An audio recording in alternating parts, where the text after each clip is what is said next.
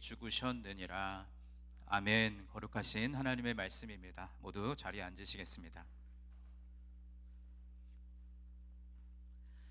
우리 교회 공동체는 지난 8월부터 아주 중요한 세 가지 사역을 시작했습니다. 공동체 성경 읽기, 공동체 성경 쓰기, 공동체 성경 암송, 이렇게 세 가지 사역입니다.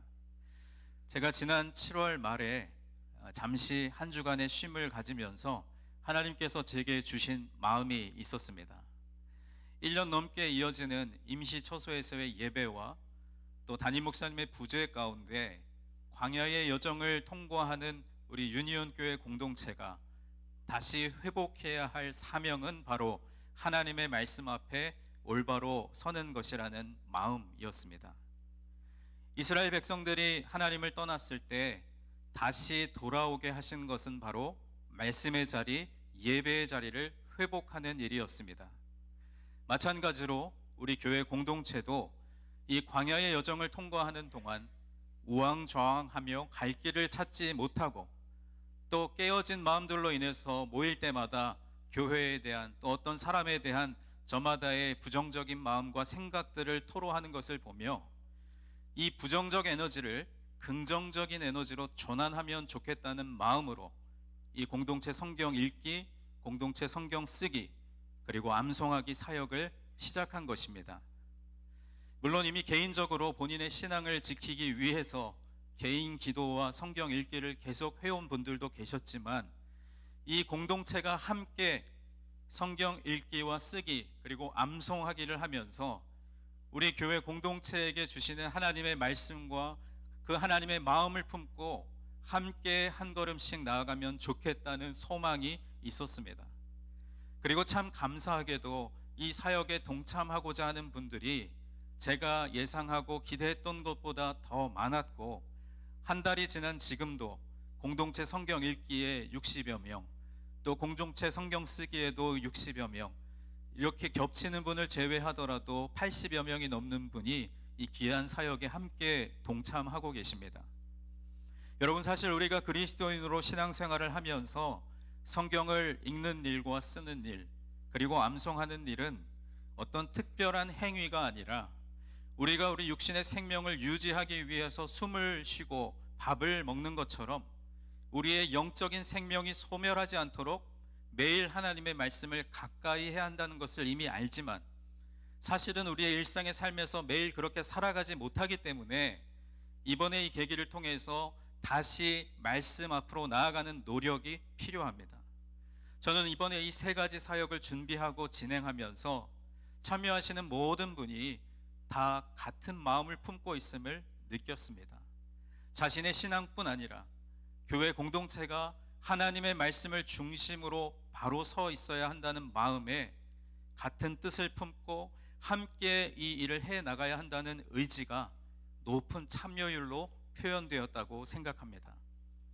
뿐만 아니라 온라인 중보 기도 모임에 참여하시는 분들이 매주 화요일 저녁마다 온라인에서 교회와 교우들을 위해서 기도하고 계신데, 얼마 전부터는 릴레이 금식 기도를 시작하셨다는 말씀도 들었습니다. 이렇게 그루터기와 같이 묵묵히 신앙의 자리를 지키며 교회와 또 교우들을 위해서 기도하고 또 내 개인의 신앙뿐 아니라 우리 교회 공동체가 하나님 말씀에 합한 방향으로 나아가는 일을 위해서 공동체가 함께 성경을 읽고 쓰고 암송하는 이 사역에 동참하는 여러분이 계셔서 얼마나 든든하고 감사한지 모릅니다. 그리고 또 한 가지, 우리가 조심스럽게 회복하기 위해 시작하는 일은 바로 소그룹입니다. 성경 쓰기는 교회의 여러 일정들로 인해서 아직 모이지 못했지만 지난 8월 24일에 공동체 성경 읽기에 참여하시는 분으로 10개의 소그룹을 편성해서 첫 모임을 가졌는데 335 모여서 나눔하시는 모습을 보면서 그간에 우리가 놓치고 있었던 이 소그룹의 소중함을 다시금 깨닫는 시간이었습니다. 주님께서 사랑하시는 여러분, 우리 교회 공동체는 지난 8월 한 달간 공동체 성경 암송을 통해서 시편 1편 1절과 2절의 말씀을 함께 암송했습니다.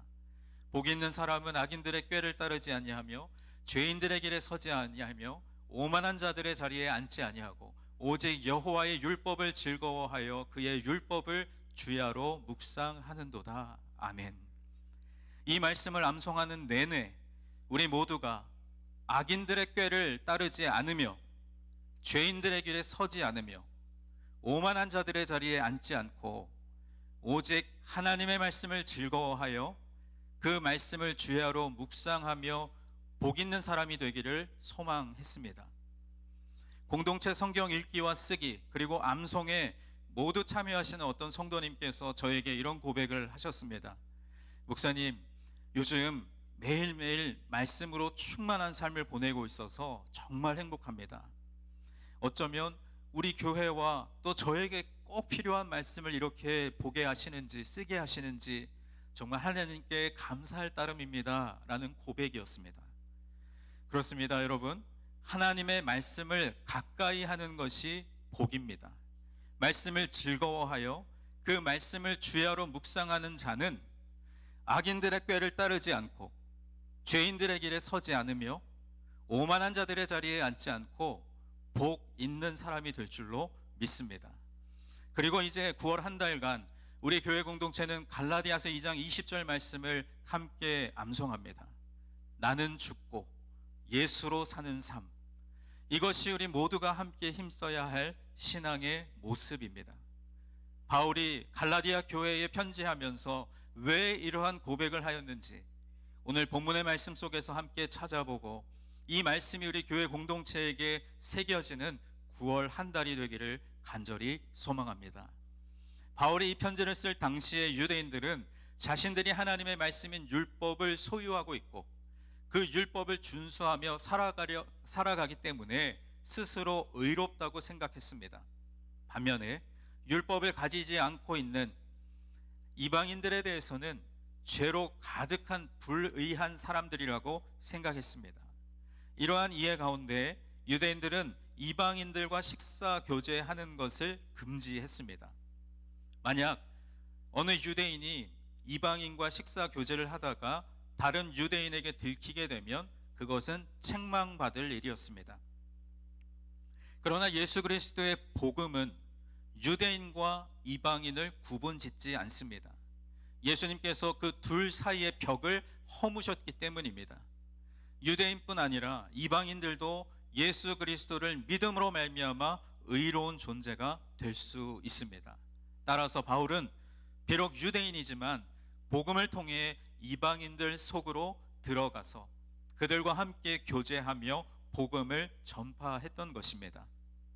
바울은 예루살렘에서 북쪽으로 떨어져 있는 안디옥 교회에 머물고 있었습니다. 안디옥 교회는 최초로 이방 선교를 시작했던 교회이죠. 또 안디옥 교회는 이방 출신 신자들은 할례를 받아야 한다는 거짓 교사들의 주장에 반대하는 입장을 표명하기 위해서 바울과 바나바를 교회의 대표로 예루살렘 총회로 파송하기도 했습니다. 그러던 어느 날 바울이 머물고 있던 이 안디옥 교회에 게바, 즉 베드로가 찾아왔습니다. 베드로는 이방인 성도들과 함께 어울리며 식사 교제를 나누고 있었습니다. 베드로 역시 유대인이었지만 이방인 백부장 고넬료에게 천사가 나타났던 사건, 또 고넬료와 그의 가정이 복음을 듣고 예수를 영접하였을 때 그들에게 성령이 임하셨던 사건을 직접 눈으로 보았기 때문에 베드로는 이방인과 식사 교제하는 것에 대해 거리낌이 없었습니다. 그런데 때마침 예루살렘 교회에서 야고보가 파송한 유대인 그리스도인이 안디옥 교회에 도착했습니다. 이방인 성도들과 식사 교제를 하던 베드로는 유대인 그리스도인을 보자 얼른 식사 자리에서 일어나 자리를 떠났습니다. 자신이 이방인들과 식사 교제하는 모습을 보고 그들이 자신을 책망할 것이 두려웠던 것이죠. 이 장면이 오늘 본문 11절과 12절에 이렇게 기록되어 있습니다.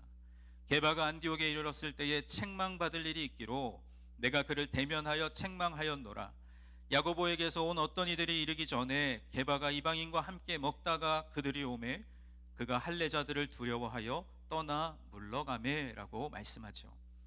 이처럼 유대인들의 시선을 두려워한 베드로가 이방인들과 식사하던 자리를 급히 떠나자 그 자리에서 이방인들과 함께 식사하던 다른 유대인 그리스도인들도 자리를 떠나게 됩니다. 급기야는 바울과 함께 이방인들을 대상으로 사역했던 바나바까지도 이런 분위기에 휩쓸려 끌려가게 되었습니다.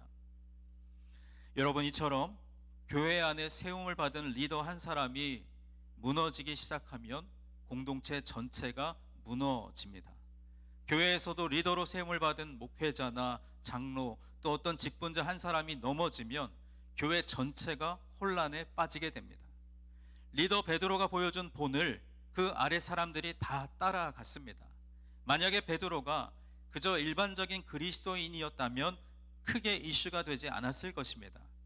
나름대로 사정과 이유가 있었겠지만 베드로는 예수님의 동생이었던 야고보와 12제자 중에 한 명이었던 요한과 함께 초대 교회의 기둥이었습니다. 지금도 가톨릭에서는 초대 교황으로 추대할 정도로 상당히 영향력 있는 사람이었습니다. 그렇게 중요한 인물이 모두가 합의한 사항에 대해서 주님과 복음 앞에 떳떳하게 행하지 않았던 것이죠. 이로 인해 얼마나 많은 사람에게 혼란과 혼동을 주었겠습니까? 이것이 빌미가 되어서 이방인들을 그리스도 안에서 한 형제 자매로 받아들이는 것에 대해 또 다른 논쟁이나 시험거리를 야기시킬 수도 있는 것입니다. 폭발적인 성장과 부흥을 일으키고 있는 신앙 공동체의 수장이었던 만큼 베드로의 일거수일투족이 주변 사람들에게 영향을 끼친다는 부분에 대해서 인식했어야 하는 것이죠. 실제로 그 자리에 함께했던 신실한 주의 종 바나바에게도 이것이 하나의 시험거리가 된 것을 보면 베드로의 이 행동은 책망받기에 마땅했다고 볼 수 있습니다. 여러분, 이 베드로의 모습을 보면서 또 하나의 사건이 떠오르지 않으십니까? 바로 예수님께서 잡혀가셨을 때 로마 법정의 뜰에 있던 사람들 앞에서 예수님을 모른다고 부인했던 사건과 굉장히 유사한 모습을 보이고 있습니다. 왜냐하면 그때나 또 오늘 본문에서 언급하고 있는 사건에서나 다른 사람의 눈을 의식해서 반응했기 때문입니다. 사도 바울의 지적처럼 예수님의 십자가 사건을 무력화시키고 복음을 부끄럽게 여기는 것과 마찬가지입니다.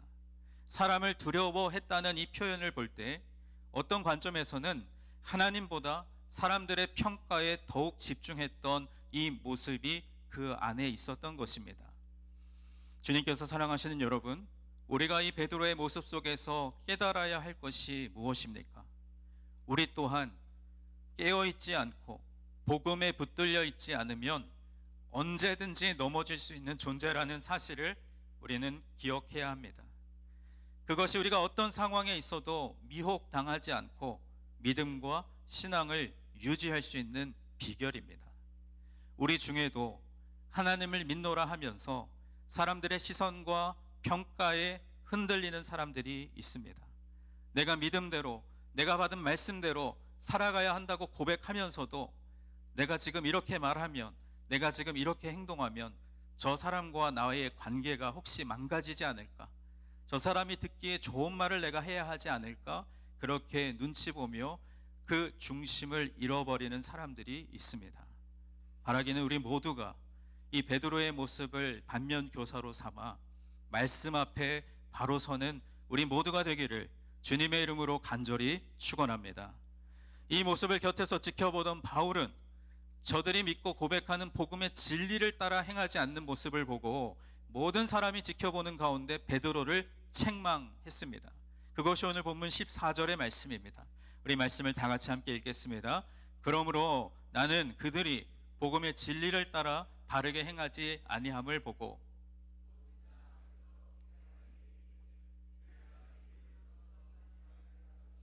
유대인답게 살지 아니하면서 어찌하여 억지로 이방인을 유대인답게 살게 하려느냐 하였노라.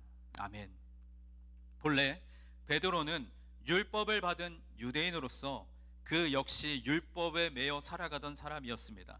그러나 복음을 통해서 예수 그리스도를 믿는 그 믿음으로 말미암아 율법을 꼭 지켜 살아야 한다는 그 억압에서부터 완전한 자유를 얻게 되었습니다. 그래서 베드로는 더 이상 유대인의 옛 방식으로 살지 않았습니다. 그런 베드로가 갑자기 예루살렘으로부터 유대인들이 오니 이방인들과 식사 교제를 함께 하면 안 된다는 유대인들의 가르침을 따라 다시 옛 사람의 모습으로 돌아간 것입니다. 즉 복음의 진리를 따르지 않고 유대교 시절에 지켜 행했던 이전의 모습으로 돌아간 것이죠. 베드로가 이방인 그리스도인들과의 식사 교제에서 물러난 행동은 결국 이방인 그리스도인들이 유대인이 아니라는 이유로 차별을 한 것입니다. 그가 그렇게 행동함으로써 이방인들로 하여금 유대교의 생활 방식을 따라 살도록 강요한 것이나 다름없습니다. 그래서 바울은 베드로를 책망했던 것이죠. 베드로야, 너는 유대인이지만 복음을 통해 자유를 얻음으로써 이제 더 이상 유대인과 비유대인을 구분하지 않고 살아가야 되지 않겠냐?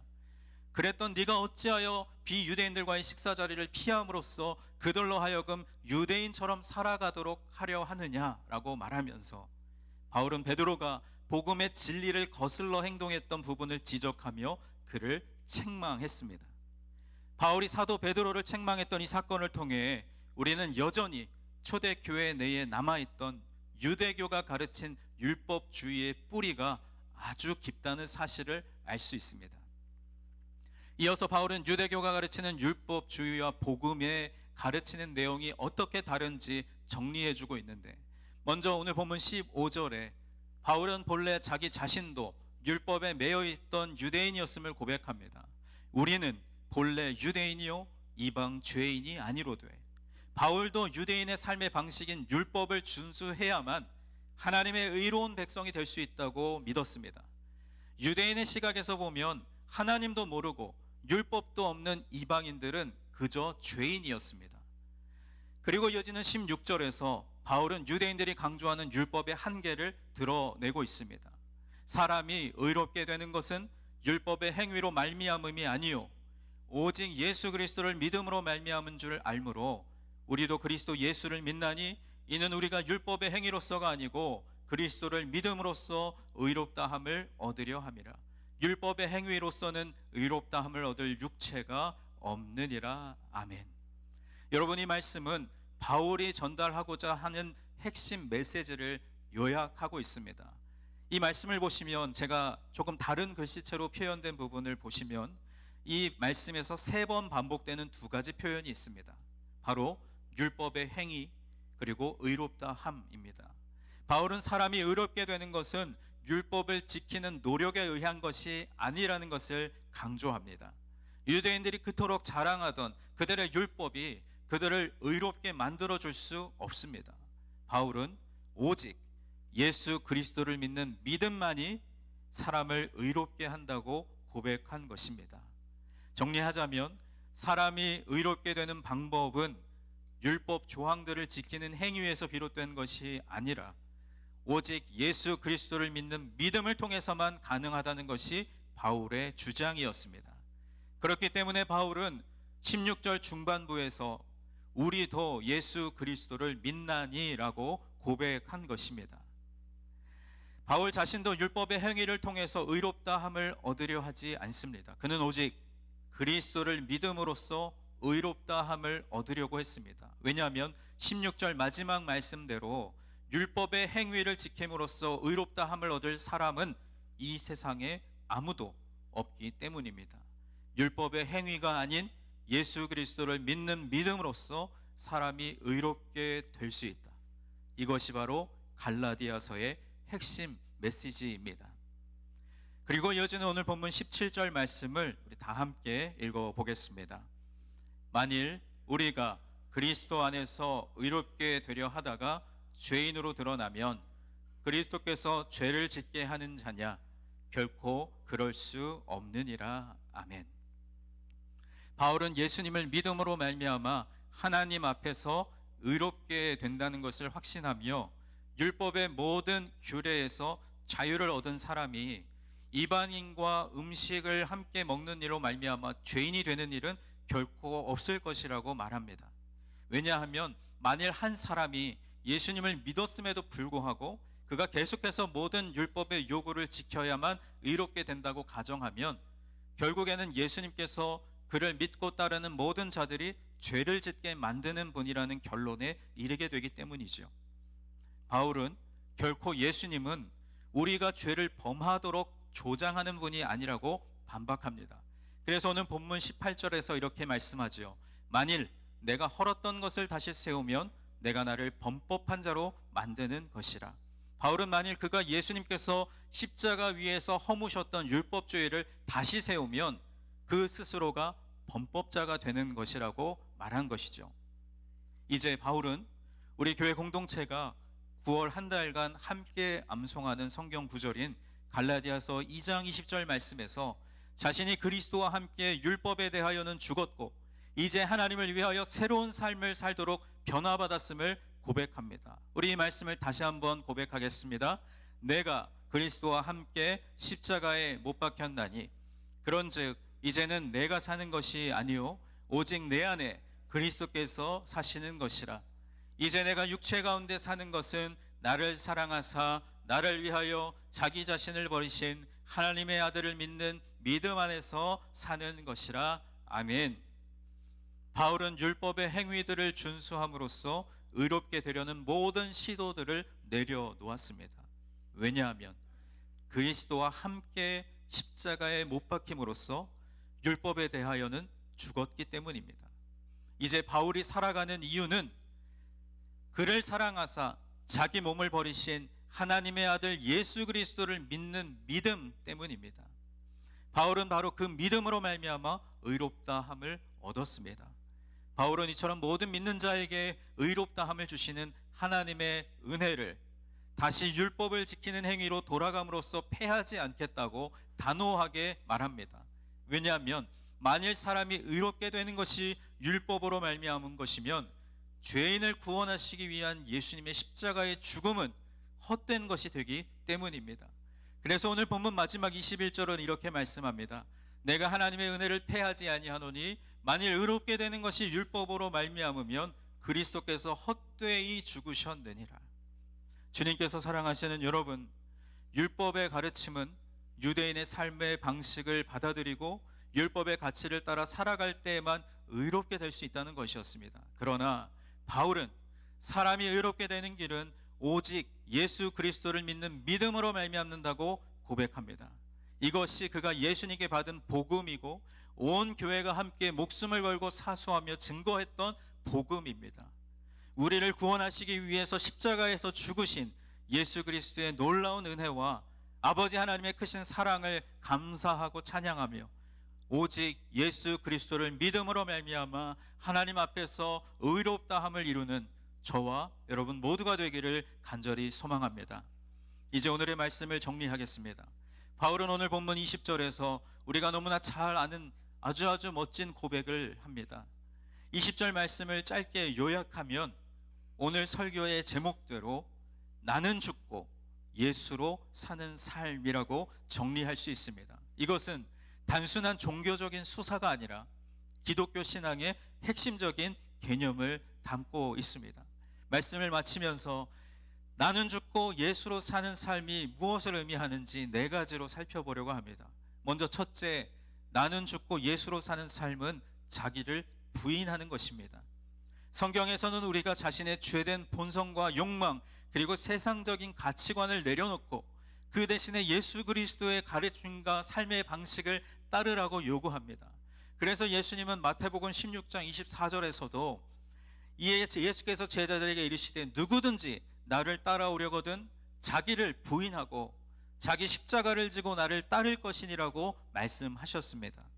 이것은 우리의 자아중심적인 삶을 끝내고 예수님의 뜻에 따라 살아가는 삶을 의미합니다. 즉 내 자신의 욕망과 계획을 내려놓고 하나님께서 원하시는 삶을 살아가는 것, 그것이 나는 죽고 예수로 사는 삶인 줄 믿습니다.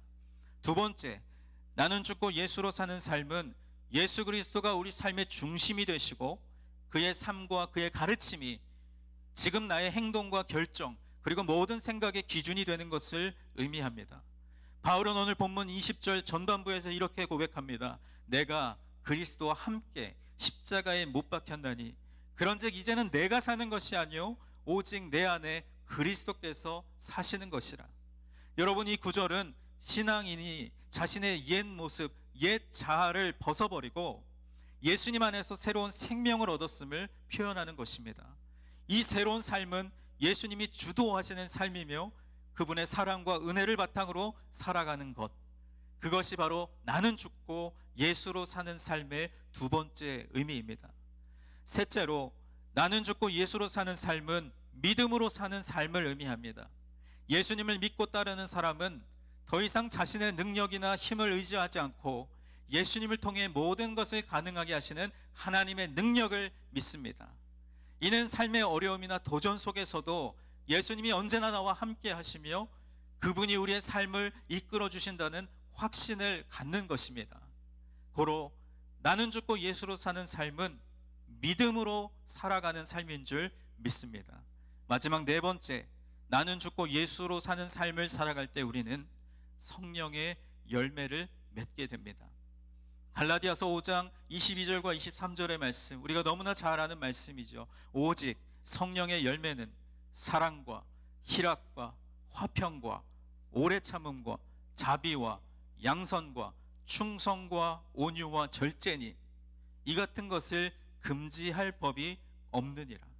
바로 이 성령의 열매, 이 성품들이 우리의 삶 속에 점점 더 드러나게 되는 것, 그것이 바로 나는 죽고 예수로 사는 삶인 줄 믿습니다. 이것이 예수님이 우리 안에 살아계심을 보여주는 증거이며 우리의 삶이 예수님을 닮아가고 있음을 나타내는 것입니다. 그렇다면 여러분, 다시 한번 갈라디아서 5장 22절과 23절의 말씀을 보십시오. 여러분의 삶에 사랑이 있으십니까? 희락이 있습니까? 화평과 오래 참음과 자비, 양선, 충성과 온유와 절제가 있으십니까? 이와 같은 성령의 열매가 저와 여러분의 삶에 없다면 우리는 나는 살고 예수는 죽는 삶을 살고 있는 것인지도 모릅니다. 바라기는 우리 모두가 나는 죽고 예수로 사는 삶을 살아가기를 간절히 소망합니다. 결론적으로 나는 죽고 예수로 사는 삶은 우리 그리스도인의 신앙생활에 있어서 아주 중요한 선언입니다. 이것은 단순히 자신의 욕망을 억제하는 것이 아니라 예수님과의 깊은 연합을 통해서 새로운 삶을 사는 것을 의미합니다. 예수님 안에서 우리는 새로운 생명을 얻었고 그 생명은 하나님의 영광을 위해 살아가는 삶으로 이어집니다. 이 삶은 고난과 도전 속에서도 우리에게 희망과 평안을 주며 우리의 존재 자체를 새롭게 변화시키는 것입니다. 바울이 유대인들의 눈치를 살폈던 베드로의 그 이야기로 시작해서 믿음으로 의롭다함을 얻는 이 이야기를 하다가 자신의 자아는 죽고 예수 그리스도로 살아야 함을 주장하는 이 의도가 무엇입니까? 나의 자아로 살아가자고 하면 나의 의가 드러나기 때문에 결국은 율법주의로 다시 흘러가게 된다는 것입니다. 사람의 행위, 윤리, 도덕적인 측면이 부각된다는 것이죠. 반면 예수 그리스도로 살아가는 것은 오직 예수님, 그분이 드러나시고 영광을 받으시게 된다는 의미입니다. 예수님께서 우리를 행하셨던 일, 지금도 또 앞으로도 행하실 일, 그러니까 온전히 복음만이 증거되는 것이죠. 주님께서 사랑하시는 여러분, 여러분은 지금 무엇으로 살아가고 계십니까? 오직 예수 그리스도만이 우리 삶의 이유가 되기를 간절히 소망합니다. 나는 죽고 예수로 사는 삶을 통해서 놀라우신 하나님의 은혜를 경험하는 저와 여러분이 되기를 주님의 이름으로